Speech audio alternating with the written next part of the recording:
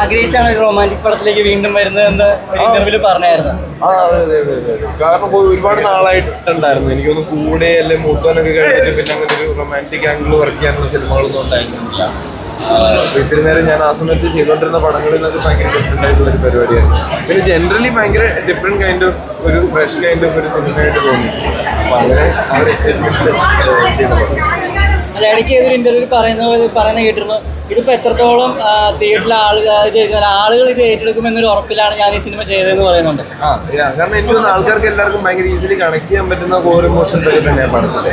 അപ്പോൾ അത് ഇപ്പോൾ ഒരു ലവ് എന്ന് പറയുന്ന ഒരു ബേസിക് ഇമോഷണൽ റൊമാൻറ്റിക് സ്റ്റോറി, അല്ലെങ്കിൽ ചെറിയ ടൈറ്റ് ആയിട്ടുള്ള കുറച്ച് കോമഡികൾ, സിറ്റുവേഷണൽ ആയിട്ടുള്ള കുറച്ച് കോമഡികൾ, ഒരു ഫീലിംഗ് ഓഫ് നോസ്റ്റാൾജി, ഇതൊക്കെ എല്ലാവർക്കും കണക്ട് ചെയ്യാൻ പറ്റുന്ന ഇമോഷൻസ്. അപ്പം അങ്ങനെ ജനറലി എല്ലാവർക്കും ആക്സെപ്റ്റ് ചെയ്യാൻ പറ്റുന്ന, റിലേറ്റ് ചെയ്ത് പറ്റുന്ന ഒരു സിനിമയായിട്ട് തോന്നുന്നു. അപ്പോൾ ഫസ്റ്റ് ഷോ കഴിഞ്ഞപ്പോഴും അത്യാവശ്യം നല്ല രീതിയിലുള്ള റെസ്പോൺസുകൾ, റിവ്യൂകളെല്ലാം വന്നു തുടങ്ങി. ആൾക്കാർക്ക് പൊതുവെ ഹാപ്പിയാണെന്ന് തോന്നുന്നു. അത് കണ്ടപ്പോൾ നല്ല സന്തോഷം. ഞങ്ങളൊക്കെ ഹാപ്പിയാണ്. പക്ഷെ എന്നാലും പൊതുവെ ഇപ്പോൾ ഇന്നത്തെ ദിവസം തന്നെ പല സിനിമകളും റിലീസായിട്ടുണ്ട്. ഇപ്പോൾ അമരൻ തന്നെ റിലീസായി വന്നിട്ടുണ്ട്. ഇത് നമ്മൾ പ്രേക്ഷകരോട് ഇനി ഈ ഒരു സിനിമയിലേക്ക് ടിക്കറ്റ് നിൽക്കുന്ന പ്രേക്ഷകരോട് എന്താ പറയാനുള്ളത്? വന്ന് കാണി നല്ല സിനിമ മാത്രമേ പറയാൻ പറ്റുള്ളൂ. നമ്മുടെ നല്ല സിനിമ നമ്മൾ പറയുന്നതിനകത്ത് ക്രെഡിബിലിറ്റി ഓൾറെഡി ക്വസ്റ്റ്യൻ ഉണ്ട്.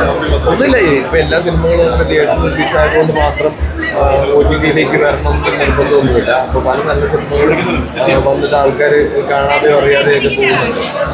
പക്ഷെ നമ്മളൊരു പടം ചെയ്യുമ്പോൾ അങ്ങനെ ഉണ്ടാവരുത്, നമുക്ക് ഈ സിനിമയിൽ കറക്റ്റായിട്ടുള്ള ഓഡിയൻസിലേക്ക് എത്തിക്കാൻ പറ്റും എന്നൊരു പ്രതീക്ഷയിലാണ് നമ്മൾ ചെയ്യുന്നത്.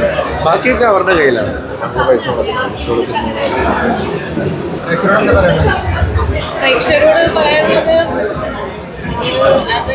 കുറേ നാളുകൾക്ക് ശേഷമാണ് ഒരു നല്ല നൈസ് ഒരു ലൈറ്റ് ഹാർട്ടഡ് ഒരു ഫീൽ ഗുഡ് റൊമാൻറ്റിക് പടം വരുന്നത്. എല്ലാവർക്കും തിയേറ്ററിൽ തന്നെ കണ്ട് സപ്പോർട്ട് ചെയ്യുക.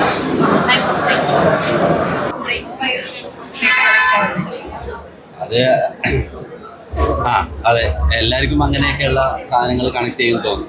പ്രത്യേകിച്ചും എൻ്റെയൊക്കെ ഈ സമയത്തൊക്കെ കുറച്ച് ചെറുപ്പമായ പോലെ തോന്നി. നഷ്ടപ്പെട്ടത് എന്തൊക്കെയോ സിനിമ തീരണ്ടായിരുന്നു. ശരി, താങ്ക് യു. അഭിപ്രായങ്ങൾ അറിയിക്കാം. ഇതിപ്പോൾ കാസ്റ്റ് ആൻഡ് ക്രൂ ഷോ ആണ് കഴിഞ്ഞത്. സാധാരണ ഓഡിയൻസ് എത്തിയിട്ട് അവരുടെ അഭിപ്രായം കൂടെ വരാൻ വേണ്ടി കാത്തിരിക്കുന്നു. നിങ്ങൾക്ക് എല്ലാവർക്കും ഇഷ്ടപ്പെട്ടില്ലേ? സന്തോഷം, എല്ലാവർക്കും ഇഷ്ടപ്പെട്ടു എന്ന് പറഞ്ഞതിൽ സന്തോഷം. ഇതിലൊരു കാര്യം, തമാശകളൊപ്പം ചിരിക്കുമ്പോൾ സന്തോഷം.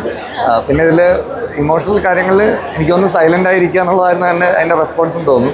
അതങ്ങനെ തന്നെ ആയിരുന്നു. അതുകൊണ്ട് എല്ലാവർക്കും ഇഷ്ടപ്പെട്ടു എന്നാണ് മനസ്സിലാക്കുന്നത്. പിന്നെ പറയുന്നത് കേൾക്കുന്നത് അങ്ങനെയാണ്. കൂടുതൽ പേര് കാണട്ടെ, അതാണ് ആഗ്രഹം. ചോദിച്ചാൽ പറയാം.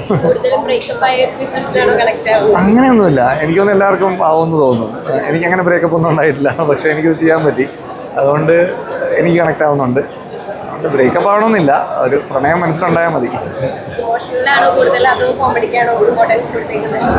രണ്ടിൻ്റെ ഇടയിലുള്ളൊരു പരിപാടിയാണ്. രണ്ടിലൂടെയും കടന്നു പോകുന്നുണ്ട്.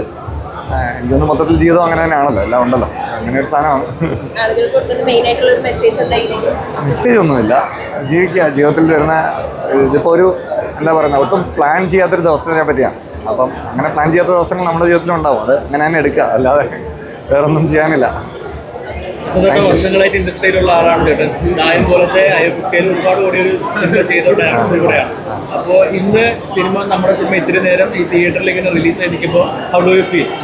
അത് ഈ മുമ്പ് ചെയ്ത 2 പടങ്ങളെക്കാളും ഒരു വ്യത്യാസം എന്ന് പറയുന്നത് തിയേറ്റർ റിലീസ് സംഭവിച്ചു എന്നുള്ളതാണ്. അത് ഇങ്ങനെയൊരു കൊമേഴ്സ്യൽ സബ്ജക്റ്റ് ആയിരുന്നു, സ്റ്റാർസ് ഉണ്ടായിരുന്നു, ഇങ്ങനൊരു പ്രൊഡക്ഷൻ കമ്പനിയുടെ ബാക്കപ്പ് ഉണ്ട്. അതുകൊണ്ടൊക്കെ സംഭവിച്ചു. അത് എനിക്ക് വേറെ തരത്തിലുള്ള എക്സൈറ്റ്മെൻ്റ് ആണ്.